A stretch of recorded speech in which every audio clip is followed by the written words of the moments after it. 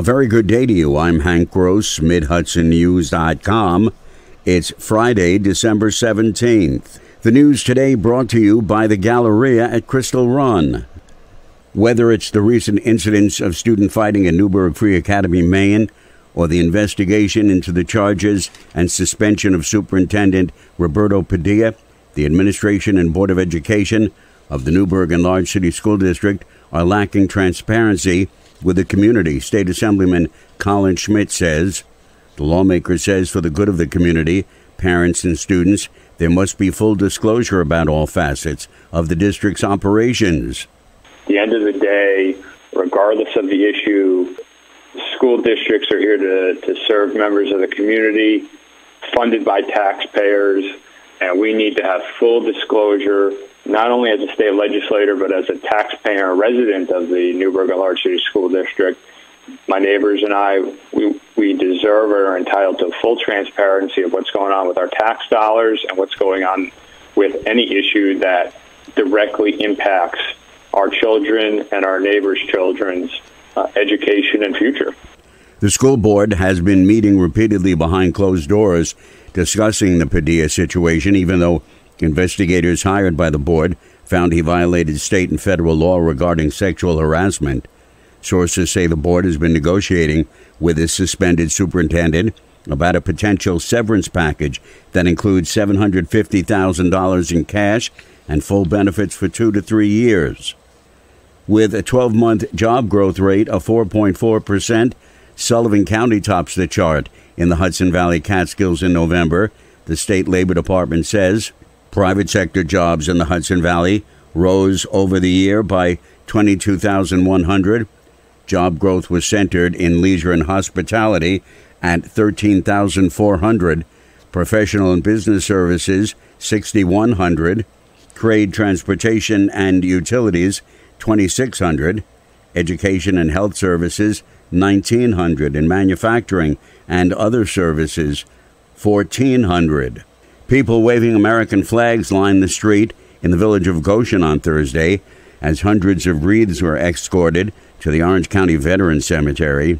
Every December, residents contribute to the Wreaths Across America effort so that a wreath can be placed at every grave at the cemetery.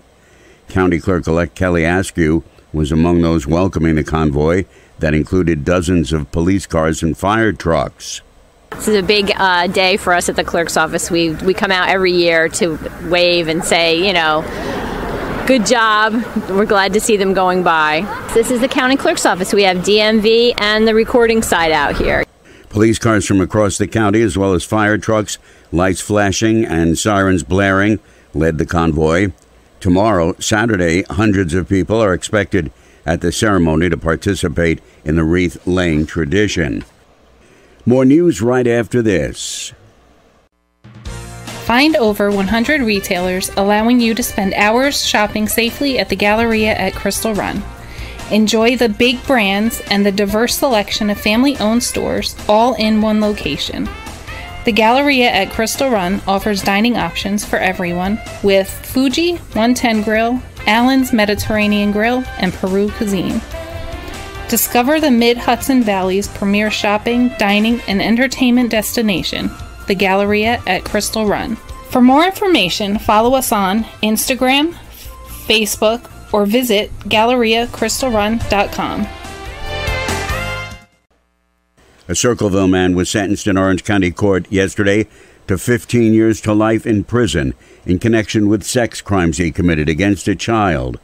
On July 15th of this year, 36-year-old Robert Youngs pled guilty to felony charges of predatory sexual assault against a child, use of a child in a sexual performance, promoting a sexual performance by a child, and possessing a sexual performance by a child.